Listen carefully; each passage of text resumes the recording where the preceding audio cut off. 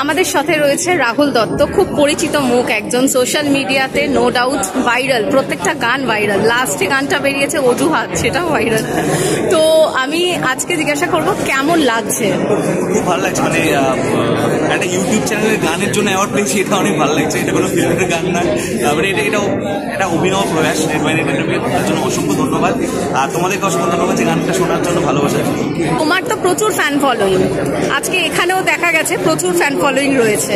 তো in future নিশ্চয়ই আশা করছি আরো ভালো ভালো কিছু কাজ হচ্ছে, বা মুভিতেও কিছু কাজ গান আসছে, ওয়েব সিরিজে গান আসছে, এবং আমার তার সাথে সাথে অরিজিনাল গানগুলো আসছে। সেই গানগুলো সবাই শোনার রিকোয়েস্ট করবো আমাদের ইউটিউব চ্যানেল রাহুল দত্ত। সেখান থেকে এই বছর তো 15টা গান আসবে, 15+ গান আসবে, এটা আমি প্রতিজ্ঞাবদ্ধ আর কি। তার মানে সিজন 3 থেকে আমরা আরেকবার দেখতে পাচ্ছি রাহুল দত্তকে? এটা তো সময় বলবে, কিন্তু আমি চেষ্টা করবো। আচ্ছা, তোমার কি মনে হয় যে আজকে ধরো এই যে ওটিটি সম্মান বা এইটা সোশ্যাল মিডিয়া সবকিছু মিলিয়ে তো আজকে আমাদের মানে কলকাতাতে বলো বা বিভিন্ন জায়গাতেই মানে মুভি মানে ফিল্ম প্ল্যাটফর্ম আর টেলিভিশন নিয়ে প্রচুর অ্যাওয়ার্ড শোজ হয়, কিন্তু ওটিটিকে সেরম ভাবে প্রাধান্য দেওয়া হয় না, যেখানে আমাদের ধরো এখন সময়টা ভীষণ কমে আসছে, আমরা এখন ওটিটি বা সোশ্যাল মিডিয়াতেই দায়বদ্ধ হয়ে গেছি। তো তোমার মনে হয় কি যে আরো এনকারেজ করার জন্য এরকম ভাবে আরো কিছু অ্যাওয়ার্ড, অনেক বেশি অ্যাওয়ার্ড হোক, যাতে করে আমাদের মতো আরো অনেক আর্টিস্ট আছে যারা খেটে কাজ করছে, তারা অনেক বেশি মোটিভেশন পাবে।